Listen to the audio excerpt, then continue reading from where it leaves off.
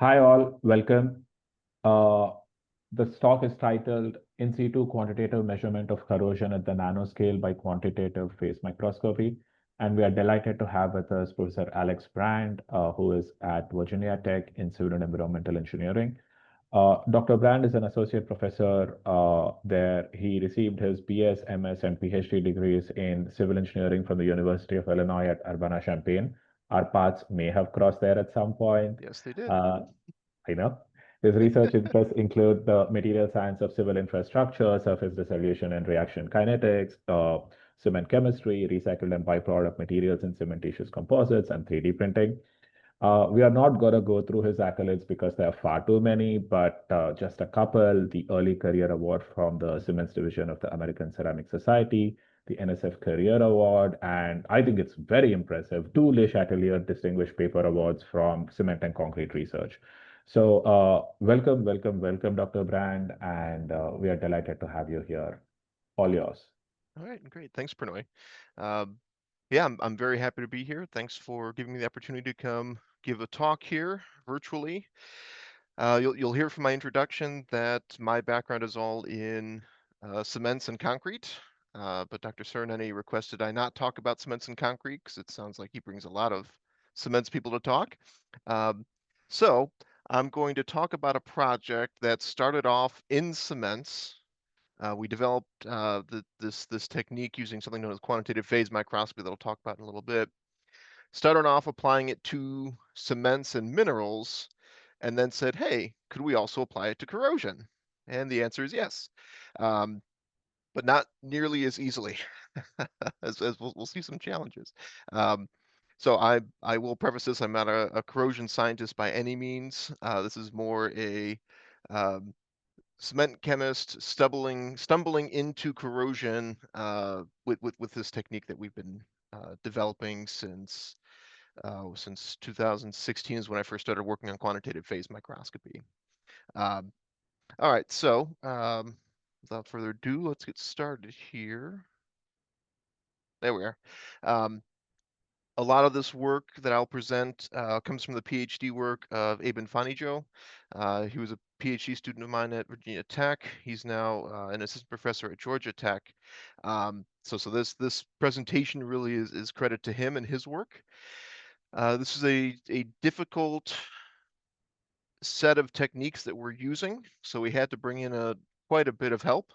So we definitely need to give credit to our colleagues in electrical engineering, Professor Yizheng Zhu and his student Joe Thomas. Um, from materials science, Professor Tsai is a corrosion scientist. And then some work I'll be presenting is also from the work that we've been doing together with her student Raja. That'll come at the end. That's some of like the new work we're working on. And then oddly enough, geosciences, which corrosion doesn't necessarily play a role in, Professor Michel has done a lot of work in developing reaction cells. And so he helped us with designing a specialty a fluid cell that we'll talk about in a little bit. So some of the work in this presentation, not all of it, was funded by the Ford Motor Company. And so we definitely have to give credit to them and our collaborators there for the work that we talked about here with aluminum alloys. So um, this presentation, I'm going to talk about three different studies, two that are completed, they're published, a third one that's sort of new work we're doing. And so we're going to talk about corrosion of aluminum alloys, not really something that we'll see in civil engineering necessarily, but then I'll also talk about chloride-induced corrosion of low-carbon steel. That's much more civil engineering, but just to kind of cover multiple topics here on what we've been working on.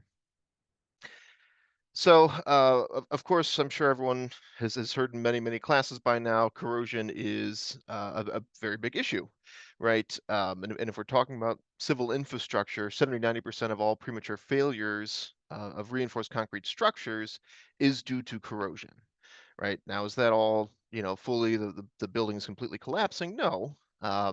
It's probably more just, are we reaching the service life, the design life before, let's say, the onset of cracking or something like that? But still, this is a huge industry. Um, billions of dollars go into repairing corrosion, mitigating corrosion, just the direct costs of corrosion alone to the US economy and the world economy. It's just eye-wateringly large numbers. All right. In addition, this is a slide that's from concrete, but the unknowns here are still relevant to just corrosion in general. Uh, so we have a good idea, I would say, on, you know, how do we design a concrete to, I don't want to say mitigate corrosion, but let's say delay the onset of corrosion, right? But a lot of what's going on in corrosion before we see it's actually occurring, right? So when does it initiate? Why does it initiate? What are the mechanisms for initiation? These are still some of the unknowns. As an example, again, this is for concrete. How much chloride is required for the onset of corrosion of steel? If you look at review papers that have studied all the literature, it's a pretty large range of recommended chloride concentration for corrosion initiates. Why is that? Right. So there's still a lot we don't know because it is such a complex scenario with a lot of uh, competing reactions and then just a number of environmental factors. So again, this image is kind of talking more for concrete, but we could easily also just translate it to, a carbon steel I-beam for a bridge, or in the case I'll be talking about a little bit, aluminum alloy for vehicles, right? There's a lot we don't know about when does that corrosion initiate? Why does it initiate? What are the conditions? Why do we see some acceleration of corrosion? Things like that. There's still some fundamental knowledge that is perhaps still lacking. All right, and really the reason is it's just such a complex situation. All right, so you have a very heterogeneous microstructure for the metal, and as soon as you start alloying it or going into much more complex metallic systems, uh, with intermetallic phases and things like that, now we're getting into something that's even more complicated. In addition, you have the setup of the anode and the cathode at the surface, um, which of course has a number of reactions going on. You have that solution, so you have that concentration of the solution, the pH, the temperature, right? There's a lot of things that are going to play in to how corrosion is occurring there. And so we can also then look at it under a microscope and we can see the aftermath of corrosion and see, pitting corrosion. You'll see that it's, not necessarily uniform surface that's corroding, it's highly localized.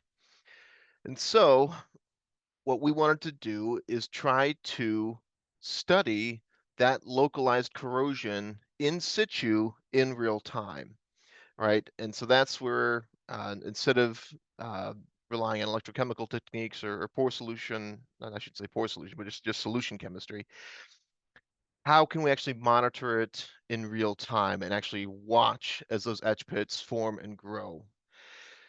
And that's not an easy thing to do. All right.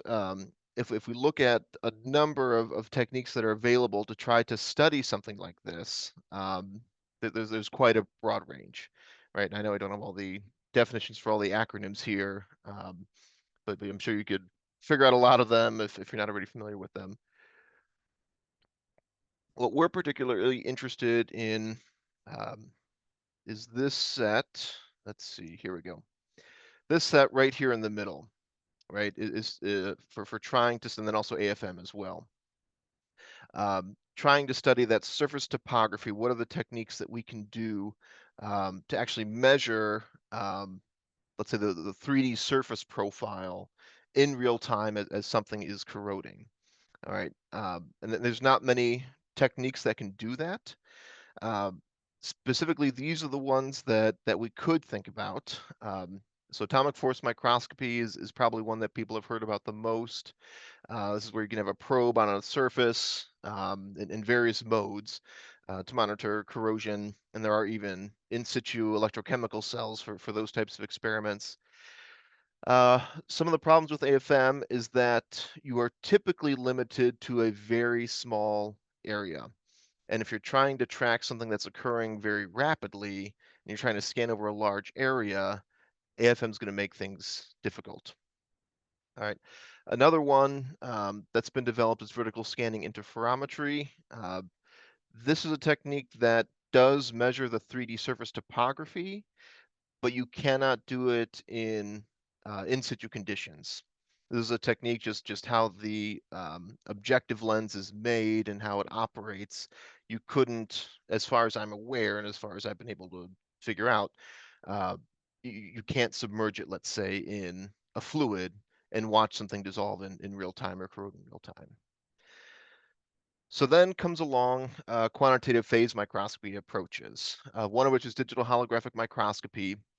I'm going to talk about that one first because that's the technique that I started with. Now at Virginia Tech, we're using a different technique. But digital holographic microscopy now is a very useful technique because it uses conventional objective lenses, meaning that we can use an immersion lens, meaning that we can actually put something in solution and watch something, let's say in real time and under fluid conditions. So how do these types of techniques work? I'm again talking about digital holographic microscopy just because the principle, in my opinion, the principle for this one is a little bit easier to explain. And I find a lot of people find this one a little bit easier to kind of understand conceptually. And then I'll talk a little bit about the technique we're using at Virginia Tech. But quantitative phase microscopy, you'll also hear this called quantitative phase imaging or quantitative phase interferometry. There's a number of different names for it. These are all techniques that track the phase shift when light interacts or transmits or does something with, let's say, a surface, an object, things like that. And so in digital holographic microscopy, we start off with a single wavelength laser. All right, so it's a highly specialized laser with very little deviation from that wavelength. Uh, there's a lot of optics going on. I'm not an optical engineer, so if you have questions on that, I don't know that I can really answer them, but maybe I can, maybe I cannot. But we have this laser, single wavelength. We then have a beam splitter, okay? So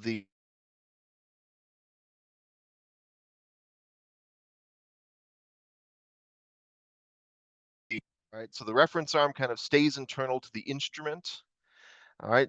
The objective is then what comes through, goes through the objective lens, interacts with your surface, right? And so if you have, let's say, a surface normal reflection, right, it's going to come down, it's going to bounce off of the surface, go back through the objective lens, where it recombines with that reference, right?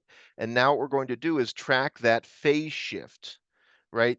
So if that laser traveled a further distance, bounced off of something and went back, you now have this phase offset, right? The light took longer to do something, right? Maybe it traveled to the depth of a pit or something. So we then can measure this phase offset, and that's the whole way that this technique works. There's different technologies on how you actually measure that phase offset per pixel. We have this phase shift here. We have our wavelength here. That wavelength should be, you know, a singular number, right? Phase, we're showing phase here in the x-axis is intervals of pi. So here we have, let's say, half a pi offset, right?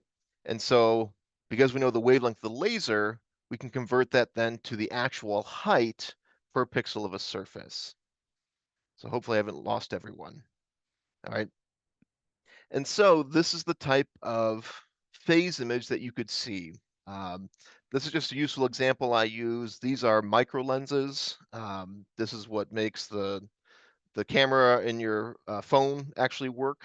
So these are sort of these nanostructures of lenses that are made.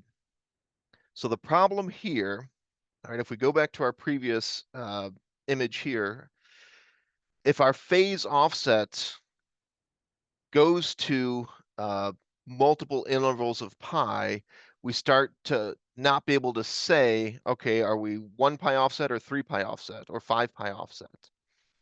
And so this is where you run into this issue of something known as unwrapping. All right, and this is one of the biggest challenges with all of the quantitative phase microscopy techniques is the ability to unwrap the image, right? Because here it's basically saying that we had, multiple pi offsets. So when we do some sort of unwrapping where we essentially adjust for how many intervals of pi uh, offset we had, we can then actually see much greater depths. But as we'll see in this next example here, it's not necessarily so easy. So here we're watching, um, this is calcite. I'm just using this as a video I already had, where we're watching etch pits form on a single crystal of calcite exposed to water.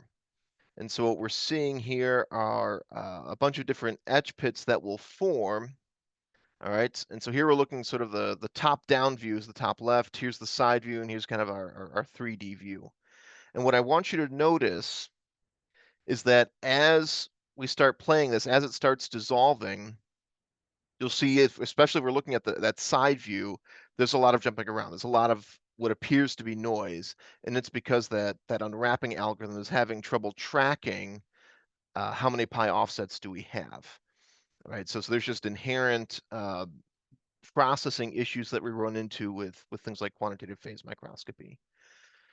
But regardless, we collect such data, and we now can measure uh, the surface height change as a function of time.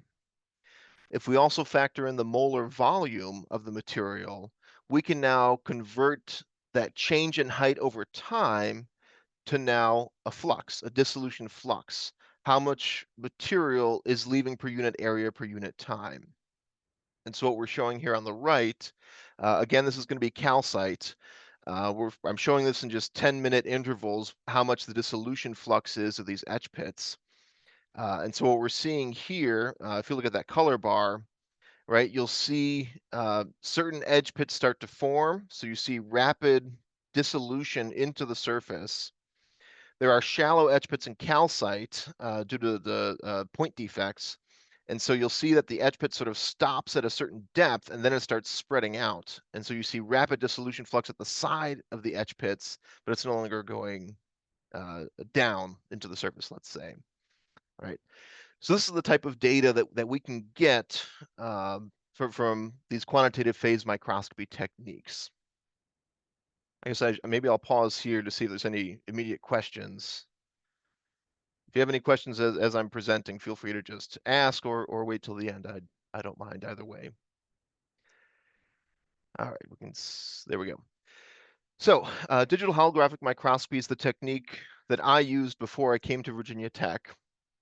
Now at Tech, one of my colleagues in electrical engineering, Yizeng Zhu, essentially builds his own systems. All right, so the holographic microscope I was using was a commercial instrument. Now with Professor Zhu, he builds his own quantitative phase instruments. And so there's a lot more, we can bring in newer technology and sort of make things better and better each year if need be. It's a similar technique. The optics are much more complex, so I'm sorry to say I can't really, I don't have the technical know-how to explain all of the, minute differences between this technique known as spectral modulation interferometry, or SMI, versus DHM. In general, the principle is very similar to what I already talked about, except just how some of the optics work. We now get speckle-free coherent images. We reduce noise by quite a bit, and so there's just it's kind of our bigger and better version of what I had been using. And so this now SMI, this is what we've been using here at VT to study corrosion, which is what I'm talking about today. And now we're also working on cement minerals again. We're looking at A-light and B-light, for instance. So we can again use an immersion lens, which is what I'm going to show you the setup in just a bit here. So we'll still have that immersion lens. Our field of view is going to be 100 microns by 100 microns. Pixel size is submicron.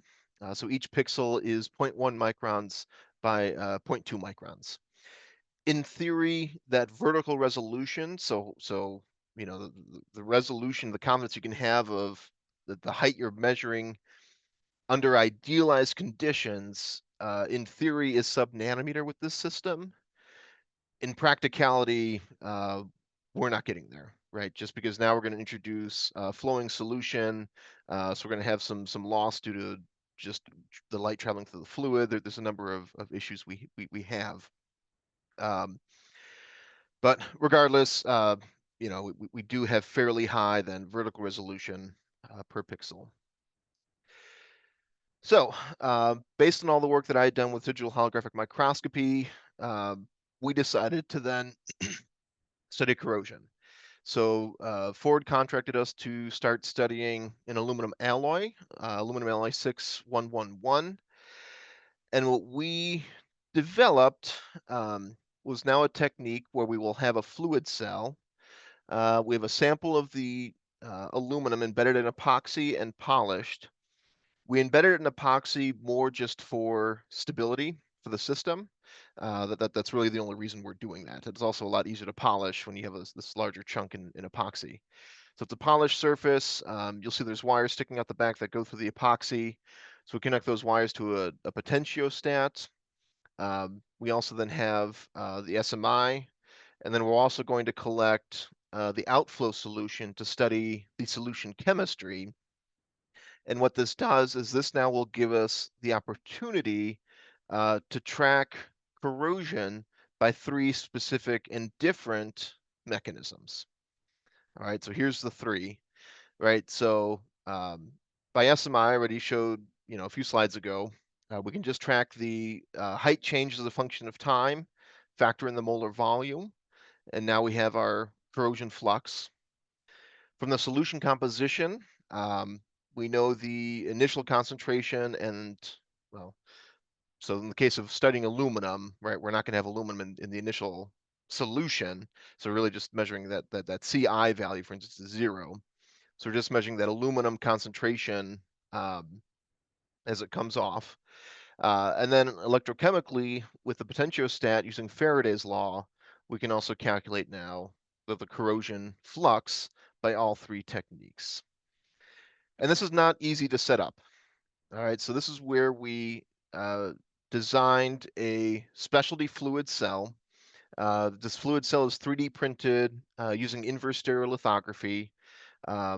It's a methacrylated polymer. The company that makes it, you know, that's all they tell you. So it's a proprietary, you know, polymer blend. These fluid cells, this is why we had Professor Michel as a collaborator on this project. He's already been doing fluid cells, not of this design, but for other applications in geochemistry. So he already went through and sort of established the stability of it under different conditions, all of that. So we could trust the you know, chemical stability for our experiments here. So the way this works, we have to have, of course, a reference electrode. So the challenge is we have to stick our reference electrode and get as close to the sample surface as possible. But of course, there's not a lot of room when you have this fairly large objective lens also trying to fit in there. And then just because we still had some real estate in the fluid cell, we also stuck in a camera so that we could actually see as we are, you know, moving around the objective lens. Because once you install this, you know, in the SMI instrument, you don't have a lot of freedom to move around to find the perfect surface to start studying, right? Because this objective lens, you're eventually going to hit one of the edges. We then have flow inflow, we have flow inlet, flow outlet. So we're going to flow solution through this continuously. The whole purpose there is to prevent ionic buildup and therefore prevent any precipitation of any corrosion products. We're trying to study, we'll call it pure corrosion without the interference of anything precipitating. Let's see, what else? The other thing we put is now also a polymer film. So this is the polymer film with the same refractive index as water. And so that's just more to protect our objective lens, just so it doesn't get corroded or damaged or whatnot, because They are expensive. So this is what that whole setup looks like. We kind of have to cram all of this together in this tiny little real estate, right? So here's our this is what our fluid cell actually looks like after it's been printed. You can see in the top right, once we have the reference electrode in there, uh, we have our peristaltic pump, so we're pumping solution through here. One thing you have to do with these types of experiments is find the point at which you have, we'll call it flow rate independent measurements of corrosion or dissolution, right? Because if you're flowing way too slowly, you're not moving the ions away from the surface fast enough, you'll get precipitation. If you go way too fast, we discovered you get a lot of noise and vibration. We can't have that either. So you kind of run experiments at multiple flow rates to find at what point, kind of your dissolution becomes constant. That's just something to bear in mind. So I have the flow velocity here that did change depending on which experiment we're talking about. But regardless, it's something you have to study for every experiment. We did also prove, this is the open circuit potential of 3 replicate samples. This is the aluminum alloy again. This was just to prove that as we start having this flowing solution, we're not affecting that open circuit potential, right? So we've now proved that our results are going to be repeatable, and they appear to be unaffected by the fact that we are flowing solution. It's been a lot of introduction. Right? Let's actually look at some data. So again, we'll talk about 3 different studies here. The first one being this aluminum alloy 6111. This is an automotive alloy that Ford has been studying for years, and so we studied the same alloy they've been studying under conditions that they've been doing in their lab for years, which is an acidified solution. So it's 0.5 weight percent sodium chloride acidified to pH 2.9 with acetic acid, and that's just a solution they've been using for years, and so that's we already have the data from them. We just repeated it. What we decided to do for these experiments, so we have our polished aluminum alloy surface. We now we wanted to drive corrosion in this case. And so what we did is we did a stepwise potential. All right, and so what we're showing here on the left, all right, so we're showing the current density in blue, the resultant current density. These dashed lines here are that stepwise potential. So every 15 minutes, we increase the potential, I believe it was 10 millivolts. Oh yeah, it's right there, 10 millivolts. And so we're essentially driving corrosion to occur, in theory, faster and faster. And our data kind of starts to show that through the current density we're measuring with the potentiostat. And of course, now we're seeing this is now our SMI images. I guess I don't have the color bar there to show what the color bar. So color here represents depth. So everything red is essentially, think of it coming out of the screen. Everything blue is going into the screen to show those etch pits. So these are all etch pits that are forming. You can see as a function of time, more and more etch pits form. It's not a homogeneous nucleation of etch pits, right? It's very heterogeneous as to where they are spatially and when they start to form temporally. Everything red, this is an intermetallic phase that's found in this aluminum alloy. So I know it appears that something's essentially growing out of the surface. We'll see a video on the next slide. But in fact, it's just an intermetallic phase that didn't polish as well as the rest of the alloy. Let's see. So yes, so now we can here we have the 2 different measurements at least of corrosion. So here's a video of the surface. All right, and we're showing kind of this etch pit at the same time.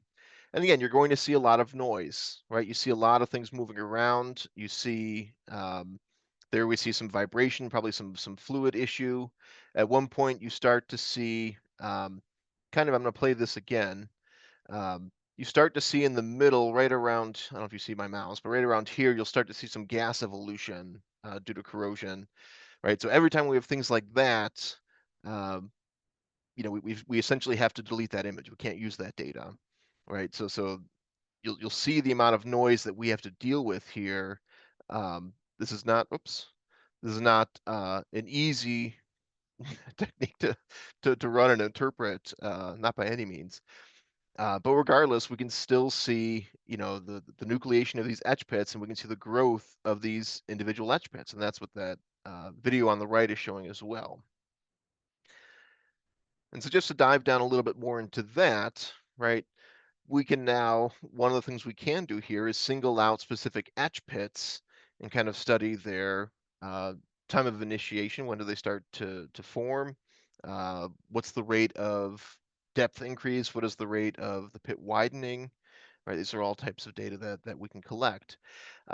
We're zoomed in here quite a bit. This is now on a single etch pit, so now you actually start to see the pixel resolution. If we were to compare this to something like AFM, AFM would, in theory, give us much better resolution at this scale. But of course, we're able to now collect data much faster. I guess that's one thing I forgot to note. The other benefit for techniques like SMI, we're getting that full frame, right? So if we come back here, right? So each one of these images is 100 microns by 100 microns, and we can collect images as fast as 120 hertz. Right, so now you can capture very fast dynamics. For corrosion, it's nothing's happening at that speed. We're usually collecting images, you know, every 30 seconds or something. Otherwise, you just have such a huge data set if you're collecting it at 125 hertz. So that's just something to keep in mind, right? So while AFM will give us much higher resolution here, right, we now have much faster timescales in theory to collect these types of data. And so now this is just showing a number of different pits, you know, eight pits selected from our image to kind of show that heterogeneous nucleation. It's a heterogeneous rate of, you know, pit widening and pit deepening. We see very similar things to minerals as well. All right, if we think about things like calcite, the calcite video I showed earlier, we see the same thing as we do with corrosion. It's a heterogeneous nucleation of these pits, the rate at which they form. You know, some of them seem to have like an accelerating effect. These are all probably due in part to just the heterogeneous nature of the material itself, um, and as well as defects, of course. All right, so now here we're showing how we can calculate essentially the removal of material from the surface as a function of time. So here we're going to plot that in units of micromoles per meter squared per second, right? So that's how many moles coming off of the surface per unit surface area per unit time. And so what we were kind of seeing here with the SMI are kind of seem to be, you know, 4 distinct regions. Of course, we're accelerating the corrosion here by having that stepwise potential. So to calculate this, what we did is we applied a mask to the data, right? So right where we have these intermetallic phases, right, we're not going to see any dissolution there, right? So we apply a mask and essentially remove these points from the data, and now we plot kind of just the mean surface height as a function of time to calculate that change in height as a function of change in time. And so now we can actually compute a rate of dissolution. And so now comparing the two, we can definitely see that there's going to be a difference between what we're measuring locally with SMI and what we're measuring with electrochemical. All right, so here we're showing at the top the current density, which from Faraday's law we can then actually calculate the corrosion rate. Then on the bottom, we're showing that change in height as a function of time. We see this interesting dip here. This was probably more a function of vibration, or we just get noise if someone bumped the table or something as simple as that. That's probably more, so we kind of, we'll have to ignore that type of data when we see it. When we then look at the solution, so here we were collecting outflow solution every 15 minutes, right? So at the start and after the end of that step. And so what we see is initially not a whole lot of aluminum in solution, and then it starts to increase more and more. We suspect that that's more just, we have to wait until that oxide layer dissolves first before we actually start to see things corrode. And when we do put the sample in an SEM after we're done, we see that corrosion was for the predominantly for the aluminum phase, right? The aluminum matrix, and not really this intermetallic phase at all. So that's why we just looked at the aluminum concentration. But here's the interesting part, right? This is now where we compare all three, and what we see is that they don't give us the same answer. And this is perhaps expected, right? Uh, so the electrochemical and the solution concentration give us similar trends, right? They're similarly shaped curves of that corrosion rate, but SMI you see is completely different. So why is that? So first off, Faraday's law is already known to overestimate the corrosion rate. Faraday's law assumes idealized conditions. It doesn't factor in, localized corrosion, doesn't factor in, um, things like competing reactions or what was the other thing we had here? There was another big one. Uh, it's idealized conditions. I don't know if I mentioned that one, right? So it's Faraday's laws for very specific idealized conditions that, we're not actually having here. So that electrochemical and then the solution composition are both measurements of what we'll call the bulk surface, right? Or yeah, the bulk sample reaction. SMI, we're just looking at a 100 micron by 100 micron area, right? We're now looking at very localized corrosion. What we also did, right, is we looked at, if we look at this image here, we looked at the difference in the mean height of this image here versus this image here. So we weren't just looking at corrosion of these etch pits.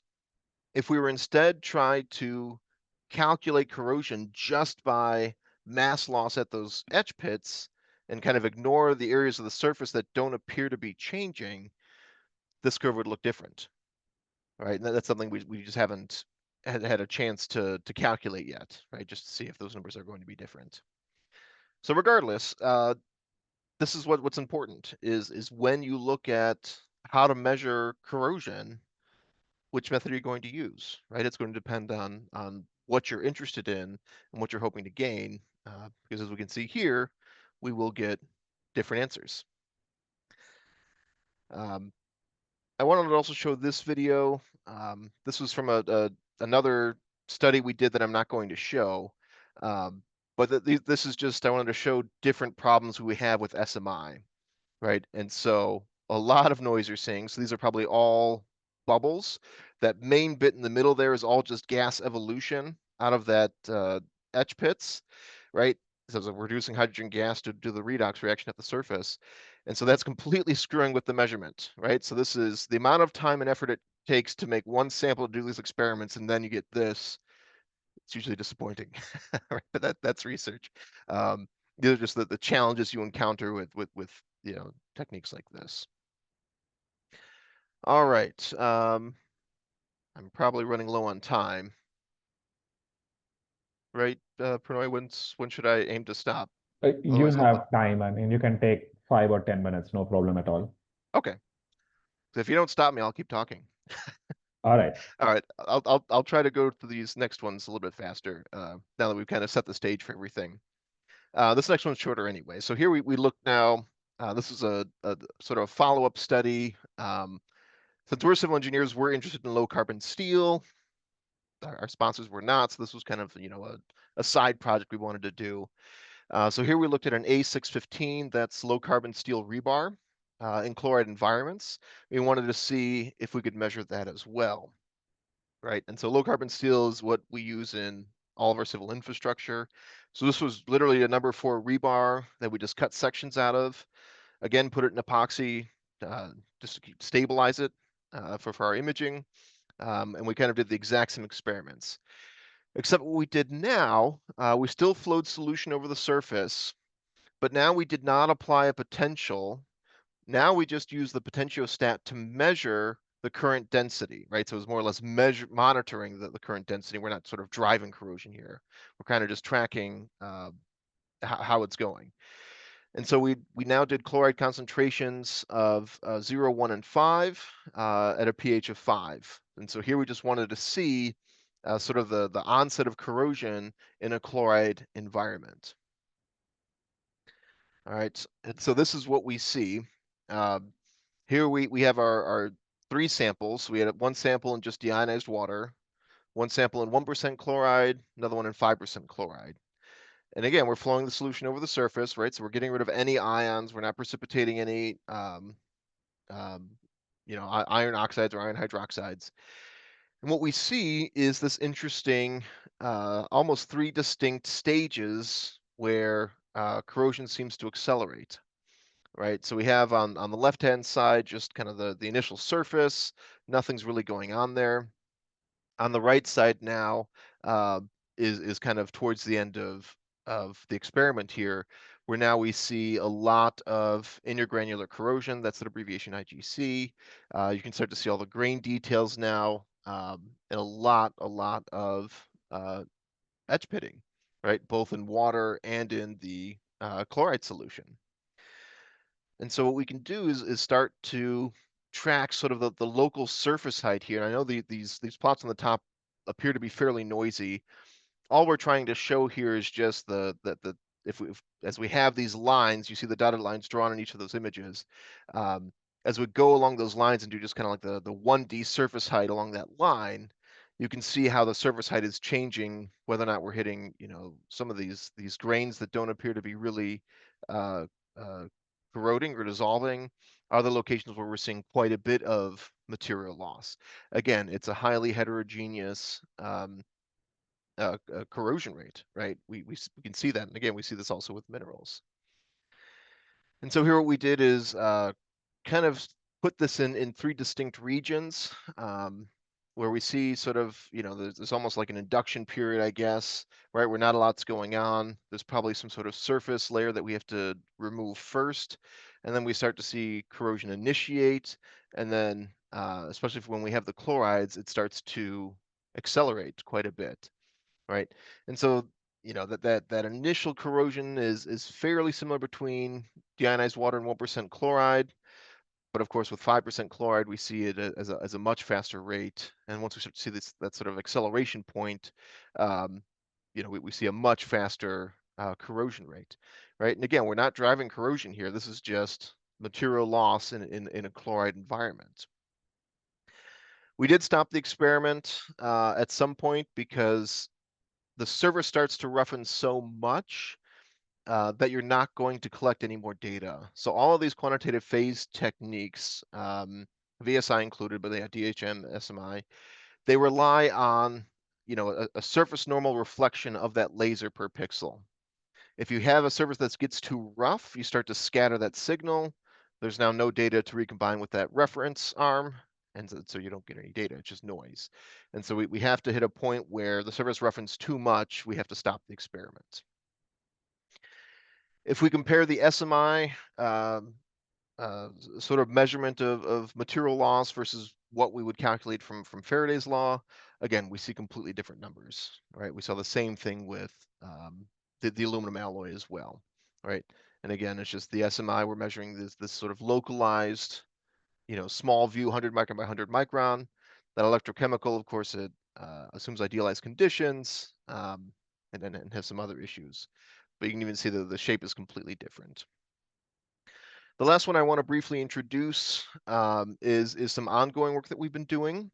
We're now we're taking the same technique we've been developing, and now how do we add stress to the sample, and now try to study stress-induced corrosion, which is a big problem for stress-induced corrosion cracking for a number of applications. And so this is the setup that another student, Raja, has been developing for quite some time. We now have this sort of in situ tension setup. We've made this little dog bone sample. right? So we have this motor and gearbox. This actually measures the force on the sample. And we have the hole set up in a fluid cell. You can't really see it all that well here. And then we'll have the objective lens. Actually, we'll go to the next slide. Here we have the objective lens. So you can see our little dog bone sample here. The only thing we haven't really, I mean, this is still ongoing, right? We're still working on this design. The only thing we're doing here is this is probably going to be a static solution. We haven't really figured out a way to actually build a fluid cell around this where we can actually flow solution. But what we'd like to do now, right, is fill this with, let's say, a chloride solution, and now apply a load, and now you can see how the corrosion rate changes as a function of load, and then also things like chloride or whatever else you want to change. And so all we've been able to do so far is prove that we can actually pull this in tension. And so you just see, this is just in deionized water. So we're not applying a potential or anything here. Here we're just trying to track the surface height change as we're pulling this in tension, right? And here's actually a video of that. And so our challenge now is we're pulling it from both ends, but when our field of view is 100 micron by 100 micron, you'll note that we're shifting quite a bit because it is really difficult to keep that stationary and try to, video a section of 100 micron by 100 micron. So you see it's shifting around a little bit. This is going to be a much harder to try to actually calculate a corrosion rate now. But again, this is ongoing work. You can see the significant change to the grain boundaries as we're pulling this in tension. And on the top left, you can actually see the load curve as well. So exciting stuff. We're real excited to try and get some actual experiments with this, get some data. But this is new ongoing work right now. Okay, so with that, probably out of time anyways.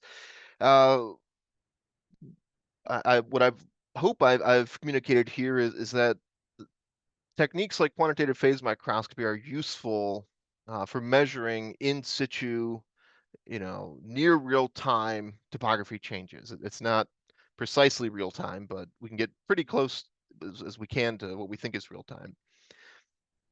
Now we can actually track things like corrosion processes. When do we have, the onset of pitting corrosion? There's another study I didn't even talk about at all, where we looked at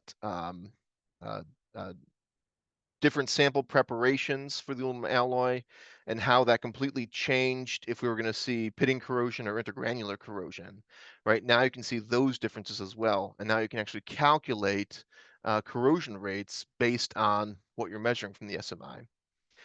But this is going to be a localized quantification. It is still in situ, but it is going to give you a different number than your conventional, I'm going to call it bulk measurements of things like electrochemical using Faraday's law or using solution chemistry. SMI has its challenges, right? So it was probably a year of trial and error before we even got our first experiment to work, just because you have so many things going on. The flow can affect your imaging. Gas evolution, if you get an air bubble, there are times you'll just get an air bubble that gets stuck in the film, and now your whole imaging is ruined. There's no way to get rid of the air bubble. So there's a lot of challenges. Another challenge is you have to start with flat, smooth surfaces, right? So if you have a rough surface, you can't image it, right? So we initially tried to just study aluminum alloy just from the mill. We discovered we had to polish it. And that, of course, creates other problems because anytime you polish a surface, you're automatically inducing defects as well, right? So now it's that just another challenge you have to rectify. But if people are interested in learning more about some of the stuff we've done with corrosion, there's a number of papers here.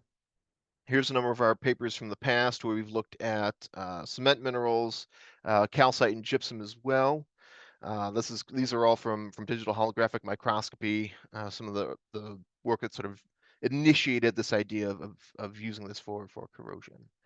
But with that, thank you for your time, and I'm happy to answer any questions. Thank you.